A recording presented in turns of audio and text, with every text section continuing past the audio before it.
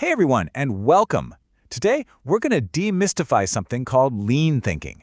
And trust me, it's a super powerful philosophy that can completely change how you work, and even how you live your life. It's all about one simple goal: creating way more value with way less waste. So let me ask you something. You ever have one of those days?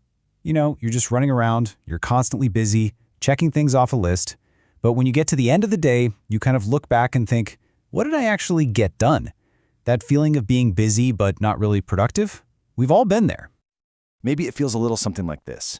You've done your part, the work is good to go, but now you're just stuck, completely stopped, just waiting for somebody else to give you the thumbs up. Ugh, that delay, that is a perfect example of this hidden enemy we're going to talk about. Or maybe it's this. You're spending your precious time redoing work that wasn't done right in the first place. It just feels like you're going backwards instead of forwards, right? Fixing problems that honestly shouldn't have even been there.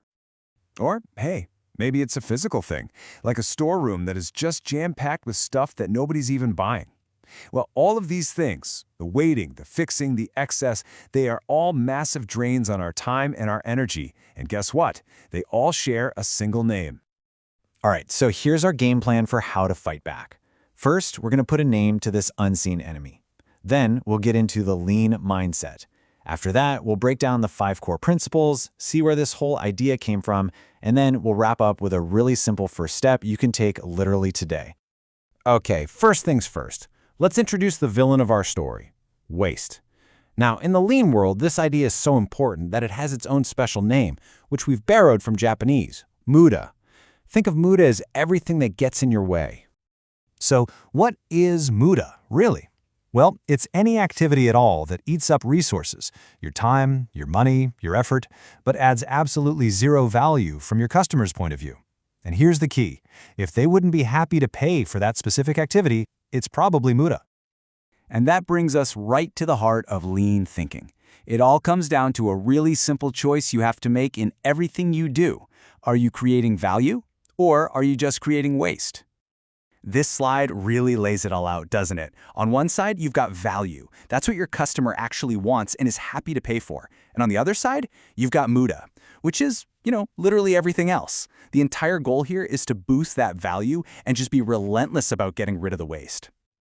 So how in the world do we actually do that? Well, luckily for us, there's a blueprint. So let's walk through the 5 core principles of lean thinking. This is your step-by-step guide. Here are the big 5. First, define value. Second, map the value stream. Third, create flow. Fourth, establish a pull system. And last but not least, pursue perfection. Let's break each of those down. Okay, number 1, define value. Now this is absolutely crucial. You don't get to decide what's valuable. Your customer does. It all has to start with a deep, deep understanding of what they truly need and what they're willing to pay for. If you get this step wrong, honestly, nothing else matters. All right, next up, map the value stream. This is where you basically become a detective. You lay out every single step in your process, from the very beginning to the final result. The whole point is to make everything visible so you can clearly see, okay, this step adds value, but that one, that's just waste. So once you've found the waste and gotten rid of it, you move on to principle number 3, which is create flow. I want you to think about a river. You've just pulled out all the big rocks and logs that were blocking the water. Now you want that water, the value, to flow smoothly, without any interruptions or delays. Principle 4 is a huge one. It's called establish a pull system. This basically means you stop making things based on a guess or a forecast.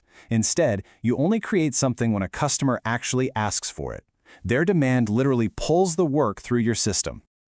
This is such a great way to think about it. A push system is like a buffet restaurant. They make tons of food ahead of time, hoping people will show up and eat it. A lot of that food ends up as waste, right? A pull system is like ordering off a menu. The kitchen only starts cooking your meal after you place your order. No guesswork, no waste. See the difference? And that brings us to our final principle: pursue perfection.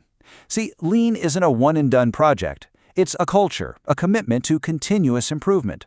There's another Japanese word for this, kaizen. It's this idea that you're always going back through the first 4 steps, always looking for new ways to get better.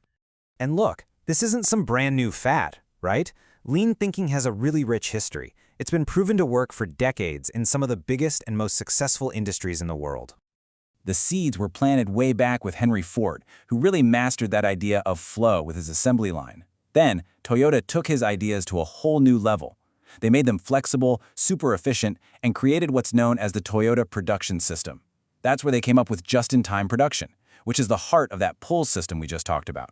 And then finally, in the 90s, the term lean was officially born, and it all came together. And even though it started on the factory floor, these principles are so universal, they are now used everywhere. I mean, from software companies and startups to banks, hospitals, even universities. People all over the world are using lean to work smarter, not just harder. Okay, so after all of that, what does this mean for you? How can you actually start using lean thinking right now? Well, it's actually a lot simpler than you might think. It all comes down to this. The first, and honestly the most important step, is just learning to see. To see the waste, the muda, in the processes all around you. Because once you can see it, you can start to question it. And once you question it, you can get rid of it. So I'm going to leave you with a challenge. Take a look at your own work, or even just your daily routine. What's one small piece of muda, one little wasteful step, one annoying delay, one mistake that keeps happening that you can eliminate starting right now?